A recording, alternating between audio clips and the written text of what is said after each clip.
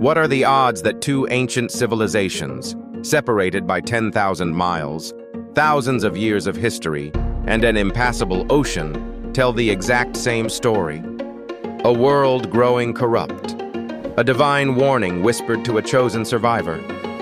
A massive engineered vessel, and a violent global deluge that wipes the human canvas completely clean. If you open the pages of the Mesopotamian epic of Gilgamesh, it's there. If you read the Sanskrit Shatapatha Brahmana in ancient India, it's there.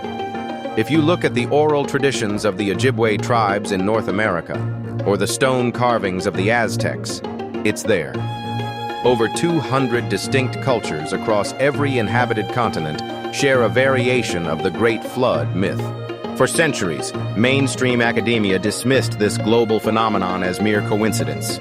Lazy, uncreative folklore born from basic human fear. But that hypothesis lacks logical rigor. When populations with zero contact agree on the specific mechanics of how human civilization almost ended, we must look past the metaphor. This isn't just creative storytelling. It is a shared cross-cultural trauma. Our ancestors were not making up campfire fairy tales. They were attempting to log an unprecedented planetary event.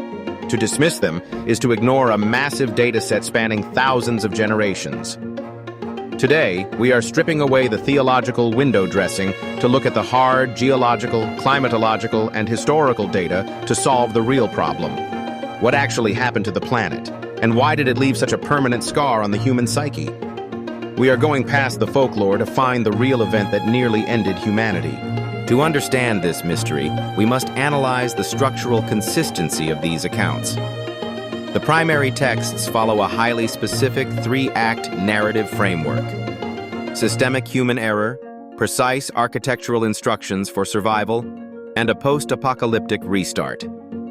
We begin in Mesopotamia with the Epic of Gilgamesh, recovered from ancient cuneiform tablets. The hero Utnapishtim explains that the gods decided to destroy humanity because human populations had multiplied too aggressively, creating chaos. The god Ea breaks protocol, whispers the plan through a reed wall, and gives exact dimensions for a massive ark sealed with pitch and bitumen to preserve the seeds of life. Travel thousands of miles east to ancient India's Shatapatha Brahmana. Here, King Manu is warned by a divine fish of an impending deluge that will sweep away all earthly life. The instructions are identical. Build a massive ship, stock it with vital resources, and ride out the storm until it rests on a northern mountain peak. In ancient Greece, Zeus unleashes a torrential downpour to punish human hubris. Only Deucalion and his wife survive by building a secure chest, floating for 9 days until landing on Mount Parnassus. In the Americas, the Mayan Popol Vuh describes a great flood of resin unleashed to destroy a flawed iteration of humanity. The sheer geographical distribution presents a hard logical barrier to anyone claiming these are independent fabrications. The pattern is too consistent across completely disconnected populations. It forces us to acknowledge that these independent groups were all translating the exact same physical reality into their own cultural languages. Let's look at the science. If we accept the constraint that a literal flood covering Mount Everest is geologically impossible given Earth's fixed water volume, what actually triggered these matching logs? The answer lies in the volatile transition period at the end of the last ice age, exactly 11,600 years ago, a period known as the Younger Dryas. The first trigger involves Meltwater Pulse 1A. Huge ice sheets covering North America and Europe collapsed in rapid, catastrophic phases. Trillions of gallons of pressurized freshwater dumped into the oceans. Global sea levels surged by several meters in a generational blink of an eye, swallowing coastal territories. To those survivors, the entire known world vanished overnight under a rising tide. The second trigger is the Black Sea Deluge hypothesis.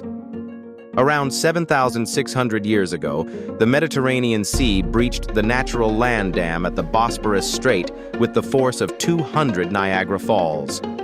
It permanently submerged over 60,000 square miles of fertile plains, driving farming communities outward in every direction with a terrifying story of a world lost to water. Finally, consider the river-valley bias. Early civilizations formed exclusively on fertile floodplains like the Indus, Nile, or Euphrates. These rivers were life, but also immense hazards. A once-in-a-millennium weather event, combined with a bursting natural dam upstream, would cause these systems to violently breach, erasing the horizon line completely.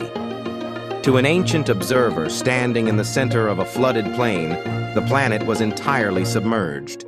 When we audit this evidence, we are left with three distinct frameworks to interpret why this myth dominates human history. We must evaluate which theory holds the most explanatory power while carrying the least logical deficit. The literalist framework assumes that a single global event drowned the entire planet simultaneously. The fatal flaw here is a total lack of empirical evidence. Geology shows no signs of a uniform global water layer within human history. The cultural diffusion framework suggests one story started in the Middle East and spread via trade routes. This completely fails to explain why deeply isolated indigenous cultures in Australia or South America possess highly specific variations that predate European contact. The highest leverage move is the environmental archetype framework. This recognizes that humanity survived a violent period of planetary transition. Early humans lacked digital infrastructure, so they solved a critical resource problem, preserving life-saving environmental data across millennia. You don't write down weather metrics, you wrap the data in an unforgettable myth.